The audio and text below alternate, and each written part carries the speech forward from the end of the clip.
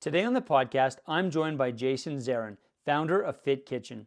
After spending years in the corporate world, Jason made the leap into entrepreneurship in his 40s.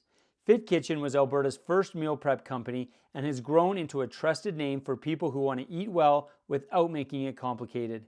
Jason's a lifelong competitor, a big believer in personal growth, and always looking for the next challenge, whether that's in business or pushing himself physically.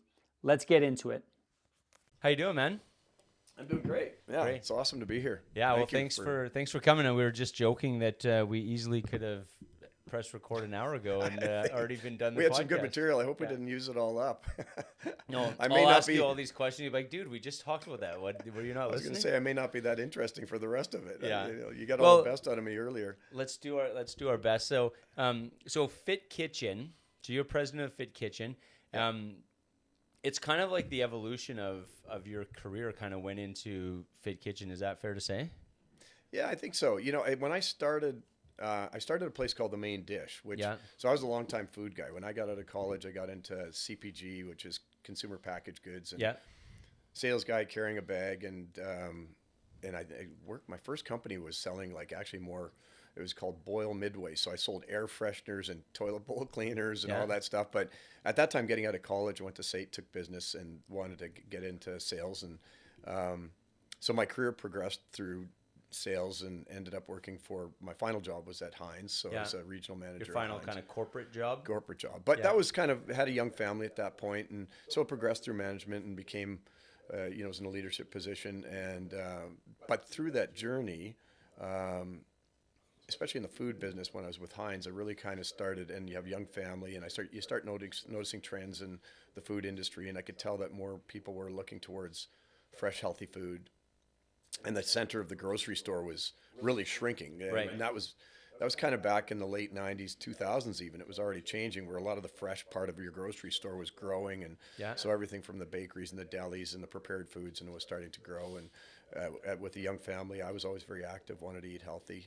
And I just noticed the world was really in Calgary, North America, was really short of healthy prepared food options. Yeah. Well, especially like you said, when you have a young family, it's kind of like whatever the fastest thing to probably put together a lot of times. Right? Oh man. Yeah. And you're scrambling, right? And most of the options when you're making food for your kids and then for yourselves, you're trying to still eat well and you're busy and on the go, were just poor. And I thought, why couldn't you get chicken breast and broccoli and sweet potatoes as fast as you could get a Big Mac and fries. You know, and I was like, in a world where we can do just about everything, it seems like getting healthy food conveniently was hard, which made no sense. And that was kind of my decision at that point to decide not to kind of keep climbing the corporate ladder and move to Toronto and do all that good stuff. And at 42 decided to, cut the ties of the corporate world and let's try this entrepreneurial thing.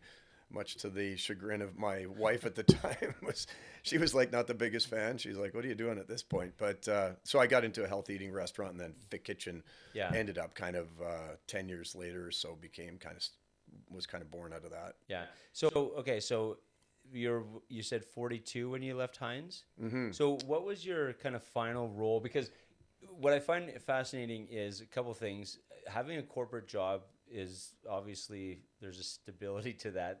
When you have a young family is probably. And I had it was a good gig. I wrote it out for a while, but had the golf course membership and company car and expense account and traveled, and so you had all the perks that and good salary and very easy to stay with that. Yeah. So what made you, aside from you're seeing that there's an opportunity in the food industry, but at the same time, was being an entrepreneur like an itch you wanted to scratch? Was it something that you always wanted to be growing up, or like what was the catalyst to say, okay, I need to make this move? Yeah, I think, I always was intrigued by entrepreneurs. I think I started reading books, entrepreneurial books and stories of business people, when I was before probably even business school, and just started watching brands start up and like Starbucks. I always joke, I was in the first Starbucks. I remember when Starbucks had one store in Vancouver on the corner of Thurlow, I think, and Robson. Yeah. And I was in that store. And I was thinking, man, this hazelnut latte thing, this thing's awesome. I bet you this is going to catch on. Yeah. And I I used to kind of bring all my friends at Heinz. I used to, because that was part of my region. Yeah. And I remember bringing people from Toronto and going, there's this place in Vancouver called Starbucks. You've got to check this out. This thing's magic. Yeah. Because I think they only had one store outside of Seattle at the time. Okay, yeah. So I mean, I guess I'm giving a tip in the hat to how old I am, right? So your listeners are going to be like, the guy's pretty old. But those things always kind of intrigued me. So I think I knew there was and then I had an uncle who was a successful entrepreneur, and my dad had tried his hand at things. And then I think the other part of it, Mark, was that not only was I intrigued by the entrepreneurial story and the power that somebody's got to start something from scratch and make something out of something that was in their head of nothing, much like even like you with this podcast, for example. Like, it just starts with you thinking of doing something. Right. And so that was part of it. And then I think kind of there was that part that my dad never was able to get his own business going. I think he was kind of like a wannabe entrepreneur. Right. He was a great instructor at SAIT and taught television, stage, and radio. Was an amazing broadcaster. But he was kind of never had done it. So then there was this other part of me that was kind of like wanted to fulfill something my dad never did. And I wanted to show my dad that I could start a business and run a business. And so it was a very proud moment for me when we very first opened Main Dish, and my parents were still around. I'm an only child, but it was neat then to also my parents were very proud, I think, because they were like, fine, it's neat to see their son start a business, right? Oh, that's cool. Yeah, so there was a mix of both, right? So how old were your kids when you started? Putting you on the spot here. Oh, yeah. So my son was, at that time, I guess he was like 4 or 5 when I kind of made the move.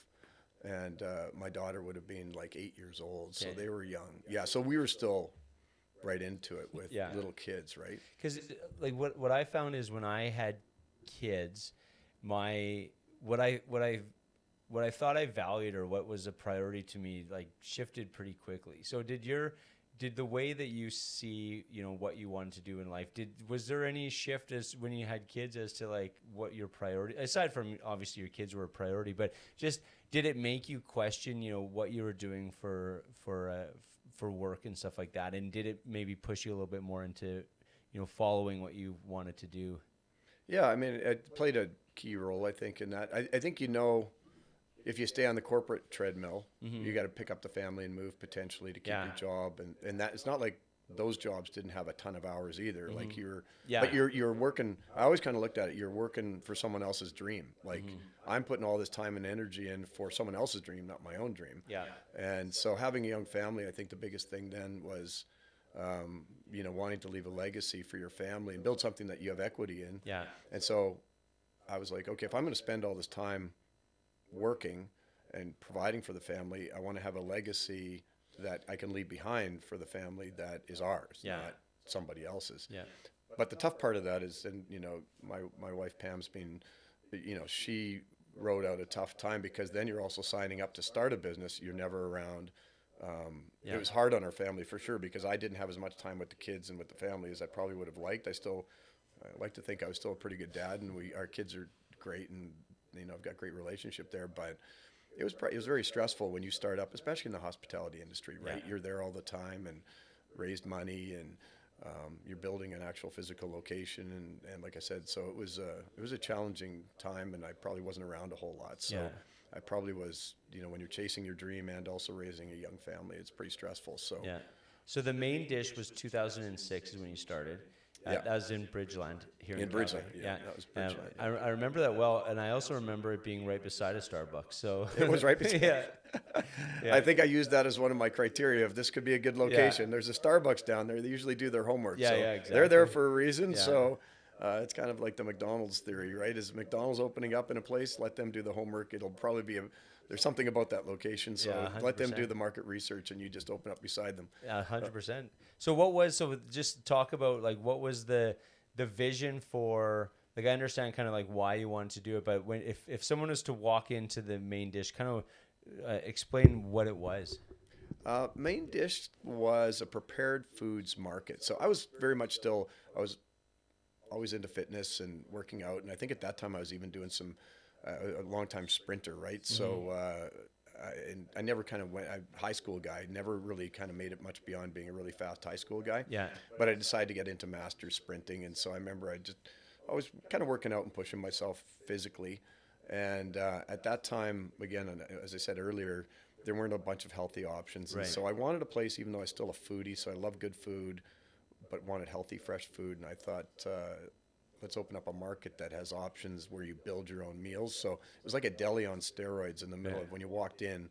There was like a big showcase of deli coolers that was in like almost like a racetrack in an oval. Yeah. And you could walk around that and pick from proteins and cook proteins and veg and salads and healthy sides. So sweet potato mash or ribs or grilled chicken breasts or quinoa, and build a meal and then take it home and heat and eat. Everything was cooked.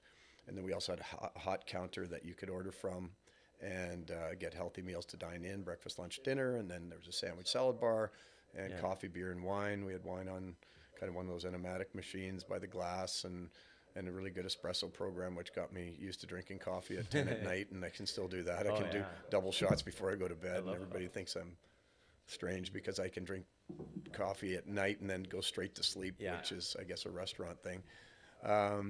So it was a neat place, So it was a lifestyle. I called it a prepared meal market, was the name of it. But the idea was that you could come in and get food to go, you could dine in, and it was back in the day, and we were way ahead of our time because I think we had that concept even right before Sunterra started doing that whole thing. Okay.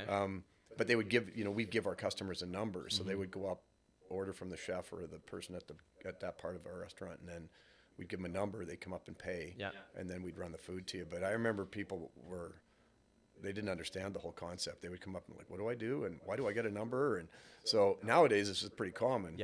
But the whole kind of, sort of relative, if you want to call it sort of kind of, I guess they call it sort of like, it's a bit of a quick service type or casual service type environment like that was new. And so people were like, why don't you just have waiters and waitresses or, service staff? And I was like, well, that's just not how it works, man. Like, just, we'll bring the food to you, cutlery's over there. But it's funny how we had to explain to people how it all worked. And of course now you see that everywhere. But it is a more common. I was just thinking, like you mentioned Sunterra, they do that, although I wouldn't say they do it very well. Spalumbo's kind of does that model and stuff as well. So, when did you decide to kind of move from what you had as main dish into what is now Fit Kitchen? Was that is Fit Kitchen the evolution of your vision with main dish? I don't think it was at the start. It's kind of through the business of running, main dish from 2006. We opened up Fit Kitchen in 2015. I think it's kind of where main dish ended up going and the kind of customers we ended up having in. And we just saw a lot of, we ended up, one of our cornerstones and one of the big beliefs I had, and I'm pretty sure you probably share this, is that when we started the main dish, we had some things that we said, okay, what are some cornerstones we're going to have that are kind of our foundation? Right. And, one of those was giving back to the community in a charity way. So we used to support Ronald McDonald House was our big every year. And then the other one was amateur athletics and sports. So we started giving back and sponsoring Olympic athletes and amateur athletes who didn't get a lot of money.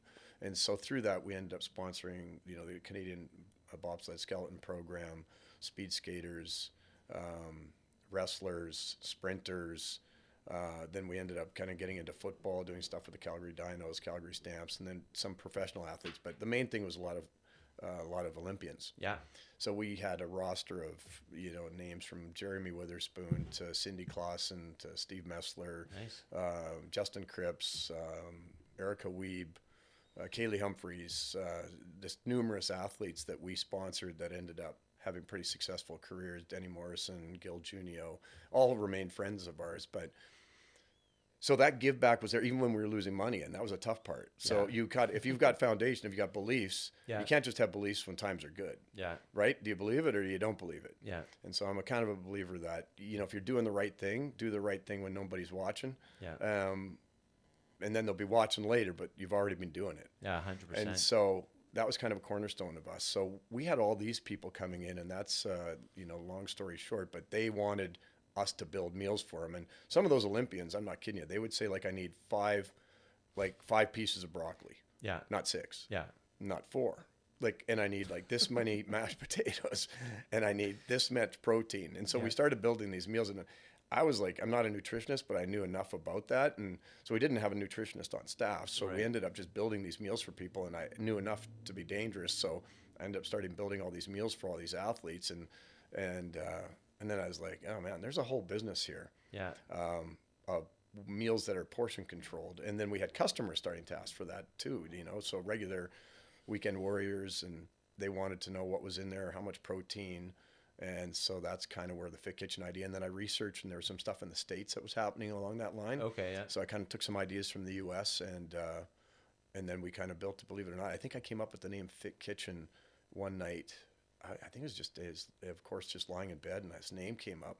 And I thought, oh, that's a great name. And we registered it. And 3 weeks later, Nestle Global registered the name. And so, funny enough, I didn't know that, but we got Fit Kitchen for Canada, and Nestle ended up having it for the rest of the world because they launched a frozen food product called Fit Kitchen. Right. And so early on when we started Fit Kitchen, Nestle actually contacted me and wanted to buy the name from me because the only country they couldn't get it was Canada. And you said no. And I said no. Nice. Well, they didn't give me enough money. Yeah, exactly. By then we had a storefront. We opened up a retail store, and we had invested way too much. They would have had to give me more money than they were willing to. So they changed the name of their frozen product in Canada. Oh, wow. They had to dance around our name. Yeah. Because I had the trademark. So that's a funny side story. Well, good for you, because they didn't try to like strong arm you or whatever into... No, they could have, I guess, made it legal or whatever, but they never did. But nice. they did. I did talk to them for a while before we opened our doors, and but that's where Fit Kitchen came from. Was this kind of, I saw this need for people to know what they were eating when it came to portion control and macros. Yeah. And so we came up with a whole line of, at that time I had some clear vision around breakfast, lunch, dinner, high performance meals, lean meals, so more calorie meals, less calorie meals. Yeah. So coming up with like a restaurant style menu around meals that are all prepped and you just heat and eat. So giving people a bunch of options on healthy, tasty food. So how has it evolved? Like, do you still work with a lot of athletes then for it? Not as, in a weird way, not as many as we used to. Yeah. So we still do work with athletes, and we have ambassadors that are athletes, and we still work with some Olympians as well. Yeah. But I think, not as many as we did back in the day at Main Dish. Yeah. But still do some work with speed skating program, some bobsled skeleton athletes as well. So kind of close to winter sports. Yeah. And that's probably because I think I did a brief stint as back when I was in the corporate world, I did the adult bobsled thing. So I thought I did one year as a bobsledder. Yeah. I'm not a very big guy, but I was a brakeman, believe it or not. I think we had it reversed. My driver was 230 pounds and I was 170 or 60 pounds. So I think he should have been on the back of the sled and I should have been the driver, but I was fast. So anyway, so I kind of got close to that sport a little bit from doing it. And then we ended up being kind of primarily working with winter athletes. Yeah. So, yeah. So you mentioned McDonald's a couple times because you used to support the Ronald McDonald House. And what I find, like, I think sometimes as entrepreneurs, it's easy to kind of shit on corporate. But McDonald's specifically, I've talked to a lot of people who have become successful entrepreneurs who grew up working at McDonald's, and they cite McDonald's as a place that gave them really great training and a really good foundation to be successful entrepreneurs. Earl's comes to mind as well. A lot of chefs that I talk to kind of graduated from that kind of concept, and it's really helped them. So for you, how was, working corporately with Heinz and stuff, when you think about the foundation of what you've done, how much were you able to take from your corporate kind of world and implement into what you created as an entrepreneur? I learned, I'd say I learned almost everything. Yeah. When you think about it, getting a job in the corporate world, some great companies, Heinz, tier 1 company, some of the most, famous products, obviously, that we have, in North America and the world for that matter. Yeah. But you learn how to be whatever role you're in my case, a good salesperson. You learn about leadership. Yeah. They give you the opportunity. They give you opportunity to learn and train basic financial skills, interpersonal skills, like I said, leadership.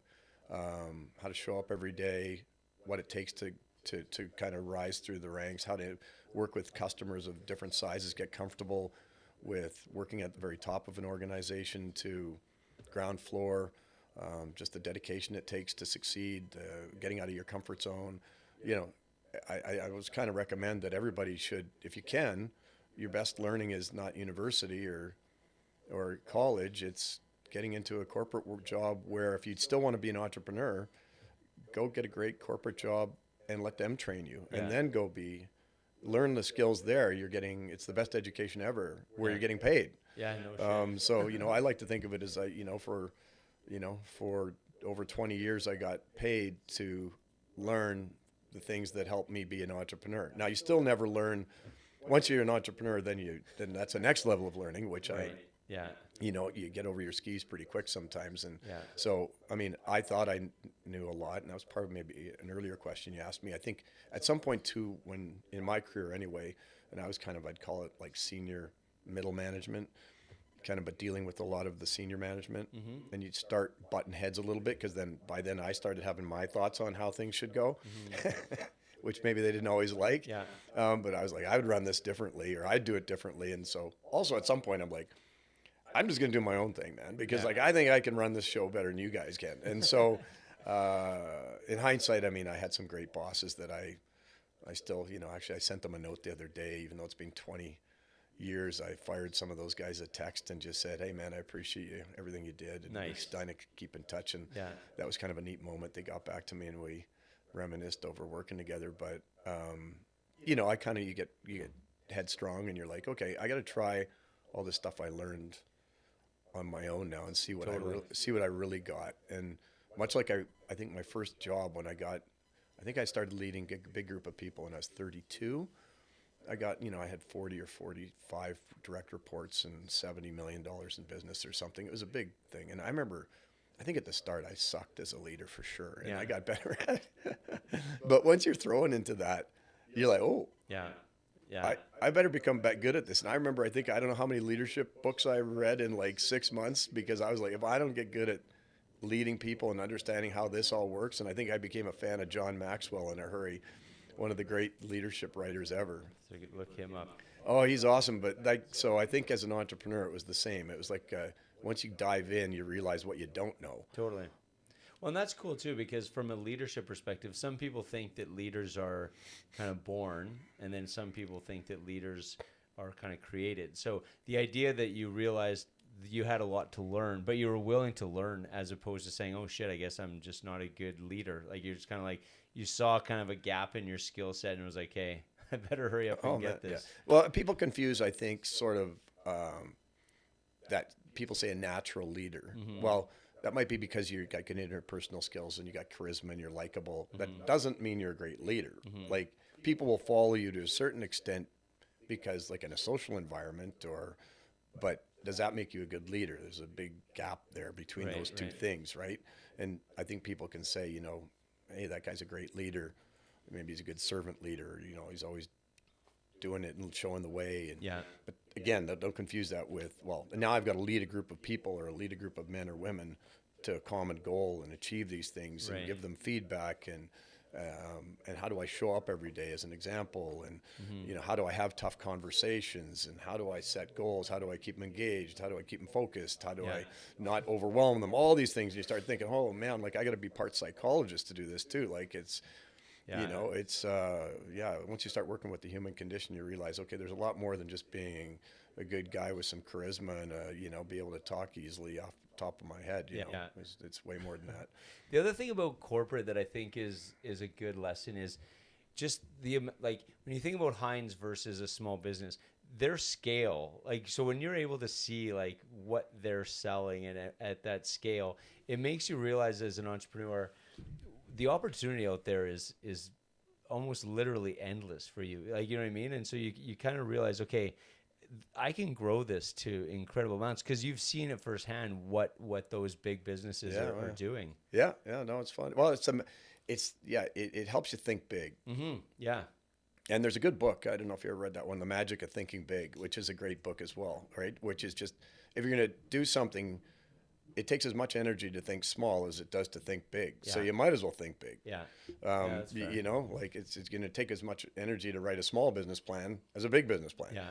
So just add a couple zeros to the end. yeah. So, you know, I think you're right at Heinz, and it gets you used to scale and understanding scale and the opportunity, the big opportunity out there for a product, in that case of Heinz, and what it takes to launch a product, though. It also gives you an idea of how hard it is. Yeah.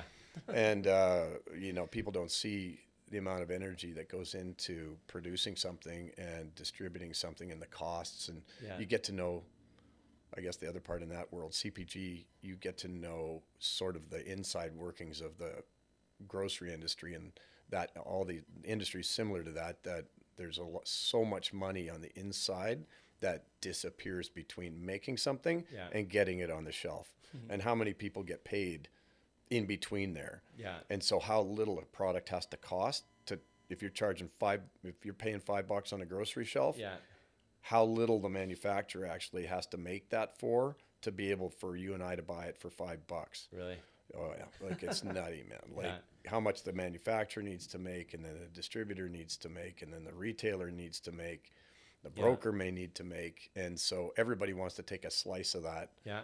And so I admire anybody that can launch a retail product, because it's not easy. So yeah. So for you, what would you say have been some of your biggest challenges when you look at like the learning curve of starting, Fit Kitchen? Anything come to mind in terms of challenges that you've had to overcome? Anything come to mind? You don't have long enough on this podcast, my friend. It will go out afterwards. Yeah. That's a tough question to distill it, because there's so many learnings there, I'd say. I think the biggest one ongoing in the industry that I'm in is mainly been the financial learning. Right. Being undercapitalized at the start. I think I used pretty good discipline when I started the business. The one thing is, even in the hospitality industry, picking a location, I got off at the start, as much as I love Bridgeland. I had a bunch of criteria that I had to pick a location, and then I picked a location that I did like. Yes, Starbucks was in there, but it had 2 years before it was going to be, and Bridgeland is an awesome neighborhood now, for example, cool. But it took forever to develop. Yeah. And so we got in there when it was under construction. Terrible decision. Yeah. I remember we had roads closed for the first year, and so I think understanding, staying with your plan, having a good business plan, don't veer off your plan or don't veer off your thinking. But the biggest thing is, over time, has been just financially how to run a business that in tight margins makes money. Right. And making sure you're well capitalized, very well capitalized, before you get into anything. And, we probably didn't, we were capitalized, but not to the amount to suffer through, let's say, a tough, rocky start. Yeah. So I think that's the biggest learning over time, is being how to use money. I wish I was, more money smart and financially smart before I got in as an entrepreneur. And I've learned through the School of Hard Knocks, and I think I'm certainly a lot better at it now. But I think that, understanding all the different costs that come with it, and you can't plan for certain things, and contingency, right? And when sales aren't where they are, and can you afford to get? And I think that's what kills most small businesses is when you see the high failure rate. It's because I think most people start their businesses with not enough capitalization. And they're underfunded. They overestimate their revenue and they underestimate their costs. It's like you should probably flip those two numbers around. Yes, exactly. Yeah. And that's a tough one, because I think most people, you get into that, you're optimistic. You're optimists, right? We're optimists, and you want to make it happen. And then the minute you want to make it happen, you start having the rose-colored glasses on, and you start seeing scenarios that are only your mid-case scenario is still a best-case scenario, and your worst-case scenario is still a best-case scenario. And so you really have to draw up a worst-case scenario, right? So maybe I've got too pragmatic now, but because now when I do it, I really look and go, okay, well, how crappy could it be? And could you survive the crappy? So that was probably my biggest learning, was the financial side of things. I think I could have been more astute financially. What about, like you mentioned, businesses failing? I think failing is one of those things, like there's always something about a business that's, not doing as good as it could. So you almost have to get used to failing in small levels all the time. Like what's kind of your relationship to failure? Like, does it motivate you? Does it, like, have you had certain points where you've said like, hey, we have to stop doing that? Or like, I guess, yeah, what's your relationship with failure? What's your thought there? Good question. I haven't really thought of that one in the way you phrased it there before. I don't focus too much on failure, I guess you might say. I think, we built a couple of good brands over my time, 20 years as an entrepreneur. And I think maybe I don't use failure as setbacks, or finding ways that things didn't work. What did they say, Thomas Edison? Like he kept finding thousands of ways that, yeah, exactly. Yeah. Thousands of ways that it wasn't going to work. Yeah. So it's kind of, maybe I think I look at it that way instead of failure. I don't know that I use that word a whole bunch. So I think I kind of looking at whether it was Main Dish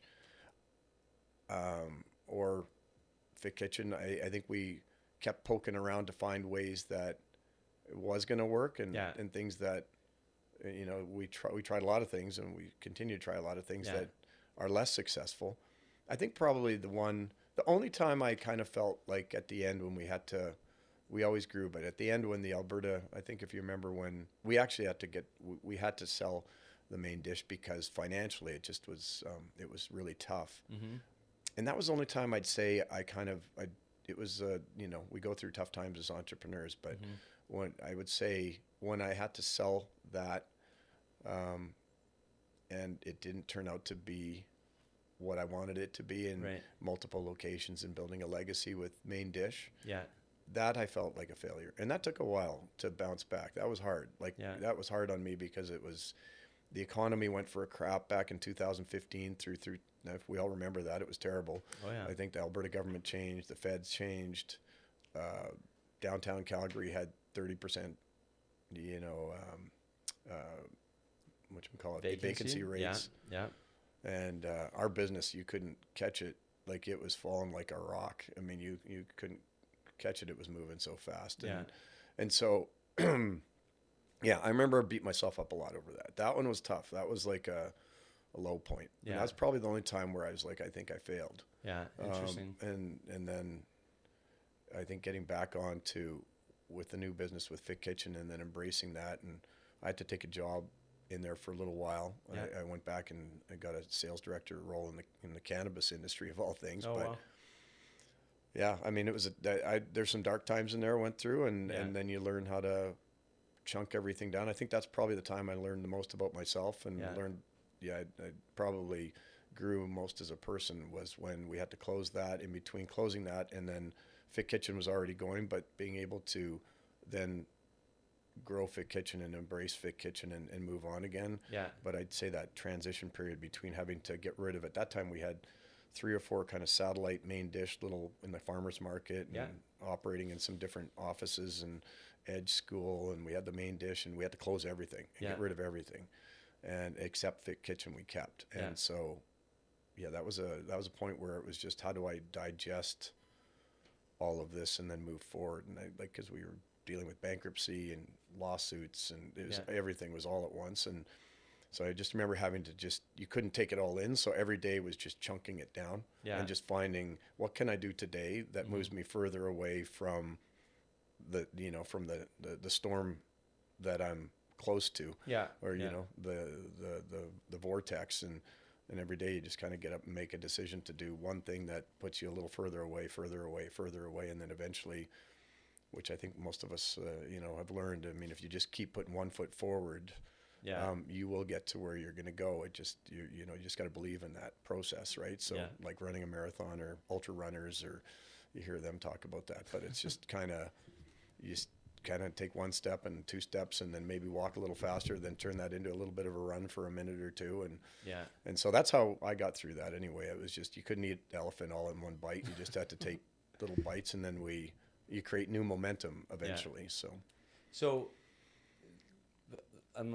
the other part of that too is creativity, because when you see things as an entrepreneur, because you're always dealing with, I think on some level you're always dealing with, you're coming up with ideas, some fail, some don't fail, but it's a creative process, right? So how has some of these challenges kind of forced creativity into what you do, if that makes sense? Like a lot of the things, when I talk to a lot of restaurants over COVID, for example, a lot of the things that ended up really working well for them were kind of like thrust upon them, I'll say. Like, you know what I mean? They had to pivot in a day.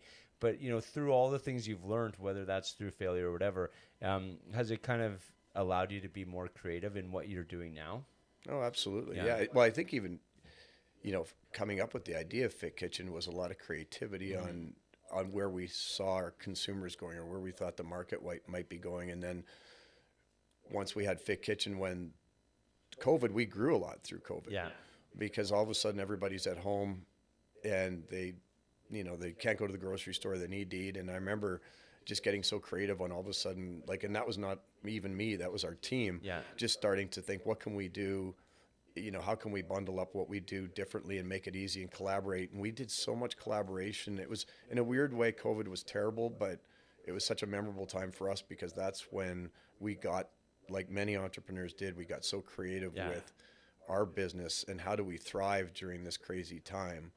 And so we started delivering like 7 days a week, basically. Yeah. And we were just like, okay, you need food, we'll bring you food. And I was delivering and my wife was delivering. And we were just like, okay, who can we work with locally? Can we help anybody else since we're delivering? Can we work with a kombucha company? Can we work with a bakery? Like, so we started partnering with coffee companies and promoting their brand, and they would promote our brand. And so we do a lot of social media stuff.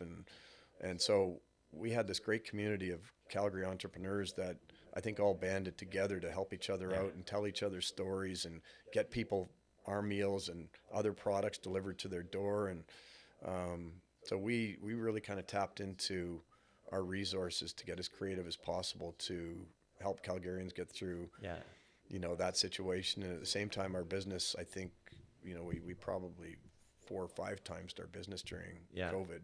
And that's the cool thing is like, when all of a sudden it's like, okay, shit, we really got to figure this out. And it's kind of like the ideas that come from it. Yeah. Like you said, like it seems like an overwhelming thing, but actually at the end of the day, it ends up helping your company. Which I think it did. Yeah. We sort of ended up embracing it. And you know, we had a retail store market before that we closed just before COVID. So we thought Fit Kitchen would probably be a retail play. Okay. So we had a store in Mackenzie Town, and it was awesome. And I mean, challenges of business. I mean, I think we put over 300 and some thousand bucks in that, and had to walk away. It just didn't work. Yeah. And so we pivoted to being an e-commerce business just before kind of COVID, pretty much. And being we always had an e-commerce platform, but we went all in on e-commerce because the retail thing wasn't working. And so we closed the store because it just was hard to make money selling a product that had a shelf life. And so that had a very short shelf life. And so unfortunately, waste was always a problem. But yeah, so there you go. Like we pivoted, and little did we know what the world was in store, that all of a sudden e-commerce and that type of business was going to be the way people transacted for more than a couple of years. Yeah, no doubt. And so, yeah, we had to get creative and kind of change our whole business in a weird way to embrace that. Yeah.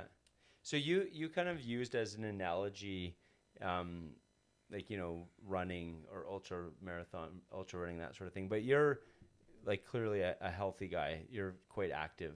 Yeah. For you personally, when times are challenging, so for every entrepreneur, times are challenging, how much did, you know, I guess focusing on your health physically and mentally, how much of a priority did you put into that? And would you say that that's something that is an important part of being a successful entrepreneur?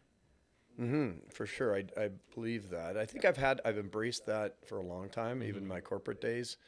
I always had kind of working out as a cornerstone of what I believe to be how I'm going to show up, and kind of felt if I was feeling healthy and feeling strong and fit, that was part of what allowed me to bring energy and be a better leader. And then as a family guy, I kept working out, and I'd find times, I think a lot of people kind of give up on things like that and when they get busy. And I mean, that was kind of where I transitioned. I always remember reading Arnie's book about, you know, Schwarzenegger, like he would work out in 4 a.m. Like he was shooting movies, and he just like, I'll work out whenever I have to work out. Like that's non-negotiable. Right. And I think that always resonated with me. And so even when we had little kids, I mean, I would put them to bed, and then I'd pack up at 10:30 at night and 10 at night, and I'd go to the gym. Yeah. And I'd get home and have an espresso. Just kidding. And try and wind down at midnight or 1. Yeah. And unfortunately, it's become a bad habit because I'm still like a night hawk. Yeah. And I could never shake that. But I mean, I just started working out late at night because that was the only time I could work out. And so it's how bad do you want it, I guess, right? And I knew that. And lately, there's a podcast I shared with you earlier, one of my faves, Chris Williamson's Modern Wisdom. Yeah. And I think I heard him say the other day that, you know, the leading indicator is your body and the lagging is your mind. And I truly do believe that, because I don't think you can't overthink yourself into, into being fit and healthy. Like it has to start, you have to make a decision to take care of your body. Right. Because I don't think if you're healthy, and there's science that shows this, by the way, if your health is bad and you're not, and whatever health is, but being fit and active and eating well and those things, but if your body's not healthy, it's hard to think well. It's hard to lead well. It's hard to be a good member of your family or your business or society if you're struggling with your health. And that's just, that's actually, like I said, that's a research fact. And so I think that, it's wise for most people to invest in their health in for whatever way that is. I like lifting weights. I think strength training is great. I like running, but whatever your thing is going to be, whether it's boxing classes or Pilates or I don't care, but have something, a habit again in your life that take care of your body first, and you're going to show up better mentally always. And that'll allow you to, when you're in your head, like we all are, whether you're ruminating or you're thinking, I mean, that is going to make things better as you digest things mentally. Yeah. And I don't think you can start with the mind and then just keep in your head and think that's going to get better and that you're going to figure out the body thing. You just have to dive into the fitness thing and make that part of your routine. And then, like I said, leading indicator, lagging indicator. So I think Chris Williamson was kind of all over it. I like that's a really good way of putting it, because I was thinking about that the other day in terms of whenever I'm doing challenges for myself, they're almost always physical challenges. Me and too, I just think, and I was trying to figure out why that is, but physical challenges will help me mentally, but like a mental challenge doesn't help me physically. Right? Correct. So I just feel like it's just like it's the fastest way you can help yourself is by helping yourself with physical fitness and nutritional fitness. Absolutely. I think so. Yeah. And nutrition, I love the space that we're in with Fit Kitchen, because when we started it in 2000, or even Main Dish in 2006, health eating was just kind of getting to be a thing more so. But we've always been kind of on this trajectory in a business that I kind of love, because as much as I love our business and I love, prepared foods business and meal prep, what we do, I mean, the trend to people being more aware of what they eat and consume and put in their body has a direct effect on how they are as a person every day, how they feel and their personal well-being and the mind and everything. I think mental wellness, emotional well-being, tied to physical well-being, which is tied to nutrition. So I kind of love the fact that we can work with, holistic clinics of any type. We can work with all kinds of people. Because we're the food component, but it's I love the whole holistic aspect of showing up well as a human being, you know? And I think whether we're working with clinics that deal with mental wellness, like I said, emotional wellness, physical wellness, any practitioners that are out there doing that, or gyms, et cetera, we kind of have a fit, and we can have a great conversation about, hey, our products help people. Like if you're under stress, like if we help your stress because you don't feel good about eating, and your diet's not good, and you feel stress around the fact that you've got this busy life and you're trying to work out and you're trying to take care of the family and you're trying to run a podcast and a beer fest, and you're like, I just feel stressed because I don't feel like I'm getting the nutrition. And if I can get you meals and you relieve stress, or your wife relieves stress, I've just improved your health. Yeah, totally. Right? Because removing stress is ideally no cortisone is better health. And So I kind of love the fact that our business is in that, because I'm such a big believer in it, and I understand we're just one component of it, but I love the whole thing. 100%. And so you and I mean, when we first met, I mean, we just clicked right off the bat, because Yeah. I think our mindset's so similar, and we can talk about so many things about personal wellness and well-being, and great habits, and having a morning routine or whatever it is. Yeah. But and food's just one component of it. So yeah, I love the doors that it opens and the people I've met, and I think it's just it's a kind of a cool gig to be in. I don't know where the question was there, but No. but Well, the next question that I was curious, you mentioned your uncle and your dad, but do you have mentors or what's kind of inspired you, or what continues to inspire you these days? Are there specific people, or is it books, or where does the inspiration come from? I've been fortunate. I got back into, I think one of them is, well, local entrepreneurs always inspire me, and just local. When I say local, it could be Calgary, or it could be Canadian. Watching companies like, I'm just even like Midday Squares. I got a chance to meet one of them. Like, I went to the gathering and local and Banff marketing conference, and just meeting other entrepreneurs that have started from nothing to something, and having a brand that they create and sell. I met the young lady that started Smart Sweets, and just the stories, and I don't know, I love listening to I'll work out sometimes and listen to Guy Raz, just how I built this. Yeah. That was my first podcast, I think, that I ever listened to. Oh my God, those stories, man! It's weird. I could listen to heavy metal when I work out, but sometimes I just like listening to Guy Raz talk to people, like how they started, like whatever Chickapop popcorn, or whatever the story might be, or the dude that started Liquid Death or whatever. You're just like, I love these stories, and so I think I find inspiration from all of those, and I think I take tidbits from, whether it's Michael Dell starting Dell Computers, something massive, or the guys that start some of these retail brands, like I just mentioned. And God, you listen to Guy Raz, I mean, there's numerous stories of brands that we all know and love. That started with the nothing, and all the stuff that they've anytime you're in the middle of the crap, just listen to that podcast and you're like, oh, my troubles are nothing. Like, you hear this, what some of the people have overcome to get their businesses going, and and even like neat Canadian stories, like Herschel Bags, right? That they were UFC grads, live in Vancouver now, but like the Herschel backpack guys, like, amazing story. Lululemon, right? Went to University of Calgary, and that was his third business or whatever, right? And now it's multi-billion-dollar brand, right? I mean, it's just the power of, the power of a brand, right? Like Starbucks is like, and I go back to Starbucks because that to me is like, you think about it. If you would have said back then, like, now there's coffee shops, I don't know, it seems every 10 feet. Like the old joke on, what was it? I think it was on Jay Leno back in the time, or maybe David Letterman, but it was like, I hear Starbucks is opening a Starbucks inside of another Starbucks. And it was nuts. It was, and they're everywhere. But back then, you think when Starbucks started, the idea of selling like $4 and $5 coffees. Oh yeah. Like, you think like, that's crazy, because nobody had paid. A cup of coffee was what, $1? $1, yeah. And like, there was nobody walking around with takeout cups. I mean, the whole idea of takeout coffee and that whole business was not even a business, and espresso drinks were nothing.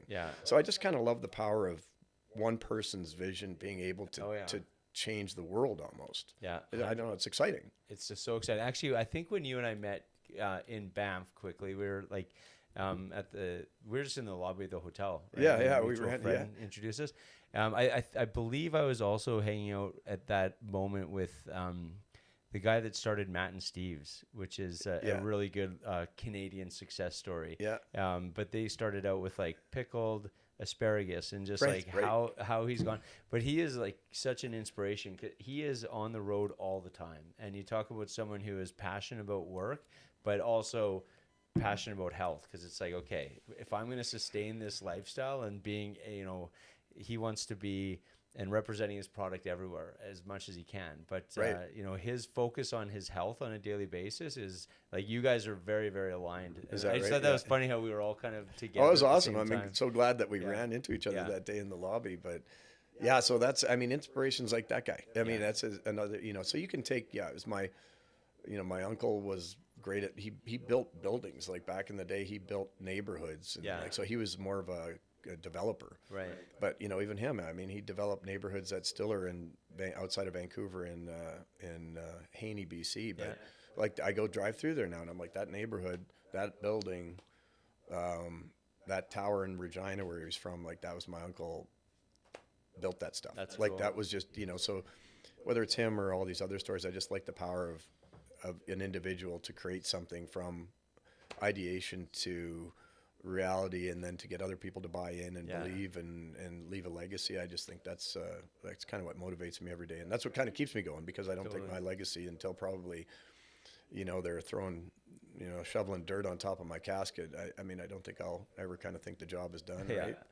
I don't know, some people hate this question, but if you could if you could meet someone, young entrepreneur just starting out, what would be the advice you'd give to them? Is there something that kind of, I don't know if it necessarily has to be a mantra of yours, but yeah, what would you say to someone aside from don't do it? Well, I would probably tell them to do it. Some of the stuff we've talked about already, I think preparation. Yeah. There's some things I learned, I don't know about you, like as you're a runner as well, right? So, okay, some things I've learned later in life a little bit that I wasn't great at earlier. Let's say I would have been for sure more a little bit ADD, so I got that covered for, not formally diagnosed, by the way, but my wife would tell you. Yeah. But I was never great, let's say, at planning and preparation. Mm-hmm. And I was a little bit shoot first, ask questions later. It's a little bit like, let's just go do that. That sounds like a good idea. Yeah. Let's go in that direction, right? And I think through the recent, and this is kind of funny, even recently, I think through training for a marathon, I realized that preparation, planning your training cycles, if I'm going to run that far, I've got to have a plan to be able to run that far. And then I need to be prepared, and I need to prepare, and I need to get up earlier to run.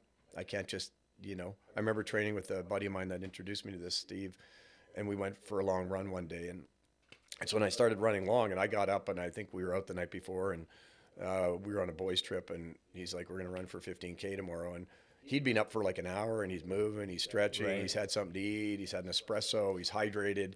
I rolled out of bed, put my hat on backwards, and showed up with a water bottle, and he's like, what are you doing? I'm like, let's go running. And he's like, no. Like, this is not going to get you to where you're going. And so I laughed because, he's like, you got to prepare if you're going to put yourself through this, right? And so, so I think that I would say for young entrepreneurs, stuff I've learned recently is if you can get a job, or you can get out and get yourself into a corporate job, or do some things, I hate to say it, like direct sales, do some things that push you out of your comfort zone that are going to make you, what is going to make you a better entrepreneur? I like the idea of turning pro, but if you're going to be an entrepreneur, treat it like you're a professional. Right. So what do you need to do? If you're a professional football player or athlete, you're going to take care of your nutrition. You're going to take care of your training. You're going to study everything you need to know about that position that you're playing. Yeah. You're going to get prepared to be the very best on the field, because you won't make the team. So what's it take to be a professional? Well, I think I would tell like young entrepreneurs, chase your dream, but your odds of success are going to be better if you prepare. And if you prepare like a professional. So if you work on your people skills, work on your business acumen. If that involves getting a job, get a job to work on those things. Learn the financial skills, like get ready to be, what does it look like to be a professional entrepreneur and to be great at that job? Learning about the people aspect, as you know, learn how to manage and lead people and talk to people and have hard conversations. I'm a big believer that, people don't care how much you know until they know how much you care. So, do you have that in you to lead people and to show people that you care? So all those things, I think, would be my guidance to an entrepreneur, is to get in and prepare, and then have a plan and be ready to go. And don't do, in some cases, what I just did, which is just dive in, right? And figure it's going to work out. And sure, you can scramble. I think a lot of us are really good at scrambling and figuring it out.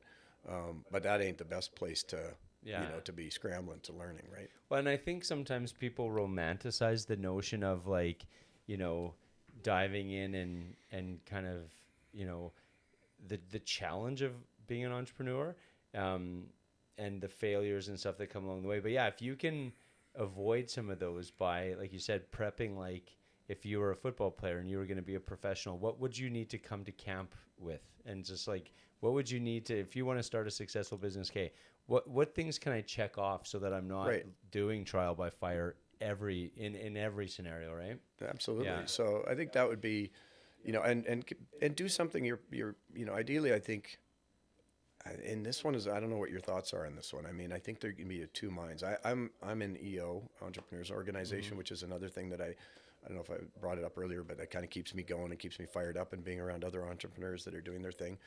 Some of the most successful entrepreneurs I know are in industries that I can't say maybe they have a passion about, but they're just good business people, and they run a business that is maybe the least sexy business ever. Right. And they do amazingly well. So when I say this, I'm curious your opinion. I believe it's great to be in a business you're sort of passionate about. Yeah. Something that you can get up in the morning that fires you up. Yeah. And that you want to make a difference. But I don't think that's a hard and fast rule, because, as I said, I know a bunch of entrepreneurs that are in businesses that I don't know how excited they are about them. Maybe they are, but they're just good business people, and it's a means to an end. Yeah. So I don't know. What are your thoughts on that? I think I have to be. I personally have to be pretty passionate about it. Like I have, and maybe not like everything about it, but there has to be something about it that I'm passionate about, like contributing to.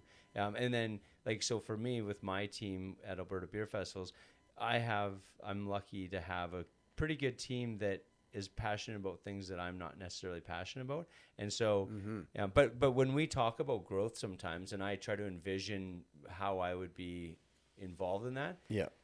If I'm not passionate about it, I'm like, I vote no. Like, you know what I mean? Because I'm like, I can't imagine investing more time and energy into a project when I'm looking at that project and being like, I don't care if that project exists or not. You know what I mean? Right. So, I know. Yeah. You're indifferent. Yeah.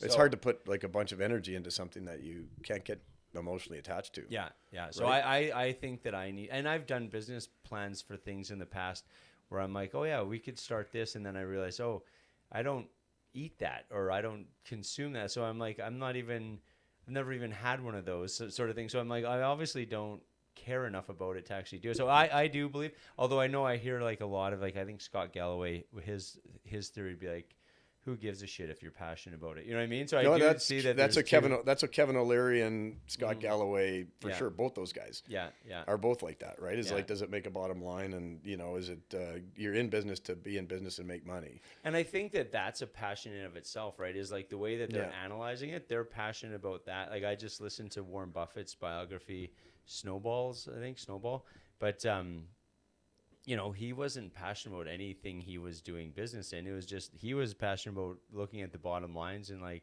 is it something that's going to make money? You know what I mean? So, but that was his passion, I guess. Yeah, totally. He loved, I like looking at businesses and evaluating businesses and then buying businesses that he had decided that he loved through analyzing them. Yeah. And so maybe that was his passion, I guess. And, guys like Jimmy Pattison's still going. Like, I think he just loves business in general. Like, he maybe he loves, overweight, he save on foods, but, that's his big one. But, I think he just loves business. Yeah. Yeah. So finding at least an angle within the business that you're passionate about, and then hopefully finding people that are passionate about all the other perspectives of that business. I think, and so creating good teams where you can kind of, like, I guess collectively, someone's passionate about every corner of it. But I think for myself personally, I need to be like passionate about stuff that I'm, especially as I get older. You know what I mean? It's just like, hey, how much energy am I willing to put into this? I think maybe 10 years ago I would have been like, okay, let's just do it and see how it works out. You know what I mean? But exactly. I think that. Yeah, well, and as you kind of get more selective with your time, and you're going to say, if I'm going to, like you say, invest all this energy in something, it better be something that I enjoy and be around people I like. And that's, I think, the other part too. I think maybe if you're in a business doing what you love doing, and I think you're doing stuff that I can tell you energizes you. I mean, you also just get to hang out with a whole bunch of people that you probably just sometimes pinch yourself and go, this is awesome. I get to meet a whole bunch of people that I just feel really lucky I get a chance to meet. Yeah. Oh, 100%. And hang out with, right? Yeah. And so, I think maybe, maybe other business people that maybe aren't in those sexiest of businesses are doing stuff that maybe has a good bottom line, or maybe jealous of those that are in something. And maybe those are sometimes the guys that get out of and sell their business for a profit. Yeah. And then end up doing something that they really want to do, where they get to chase something that's a real passion, Yeah. you know? No, 100%. And so, you know, I think that happens too, Yeah. right? They get into starting, or they'll invest in a business that is something that's more their jam. Yeah. So one of the things that I find interesting is, so your kids are now older, so you're an empty nester, right? Is that what it's called? Empty Pretty much. nester? Yeah. Well, we got our daughter still she's still figuring it out. She's still Okay. hanging out at home. So Yeah. we're almost there. Right. So for you, I know you were kind of joking about what your legacy is, but do you ever think about that? Like what do you want your legacy to be? Yeah. No, I think about it a lot. Yeah. And I have thought of that. You know, I've got a personal coach recently that's kind of poked around on that and why we do what we do. Yeah. And I think that's why I love podcasts a lot. So I respect a lot of what you're doing with your podcast. And it's kind of fun, you know, what is it, you know, what's it, if you ask, what does it all mean, or what's your legacy, or what do you want to leave behind? And I have thought about that. And I really want to leave behind a legacy, two things, like a legacy for my kids and for my family, of somebody that's an example as well, that's not afraid to get out of their comfort zone and to chase their dream and to pursue building a legacy, whatever that might be, and chase their passion and kind of leave something behind after I'm gone that inspires them and others, and sets a good example as a role model, and somebody had the courage to go and do things the right way with good integrity and character. And Yeah. I think some things that are sort of lacking, sadly, in today's world, unfortunately. I think we talk about the ladder leaning against the wrong wall, but I think, unfortunately, today's day and age, people are glamorizing a lot of bad. And I think character isn't at the top of the heap these days for some reason. People are confusing success with not having, with not needing to have integrity or character, which is too bad. But so those are kind of, I think, that having those character, integrity, building success, creating success through uplifting other people and building things through people and helping other people be part of the story is one, I think. And then actually just having a business that thrives. Like I do want to have Fit Kitchen be something that lives beyond me, and ideally is it becomes a brand like all these other brands that I've mentioned that will live beyond their founders. I think that is part of my legacy too, is creating something that adds value to people's lives and lives kind of beyond me and keeps going and running, and so I think those are the two things. Awesome. Thanks for doing this, man. It was fun. As soon as I met you, I'm like, I want to learn more about you. So thanks for taking the time to come in and share your story. Oh, you're very welcome. Yeah, thanks for having me. This has just been a pleasure. I could keep yakking about all these things, and I'm sure you and I've already got ideas of what I want to do. Like if and when you come back, other conversations. There's so many avenues to go down. Yeah, no, well, I think I think as an entrepreneur yourself, and both of us, I think you have so many journeys that you've gone down, so much you've learned.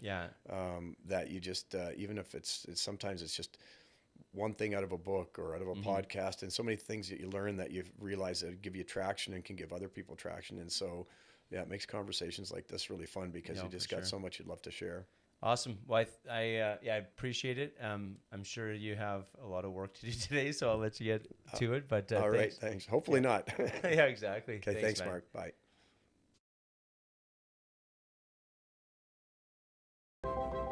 Thanks so much for listening to the Create Podcast. Please be sure to like, subscribe, and share with your friends. See you next Wednesday.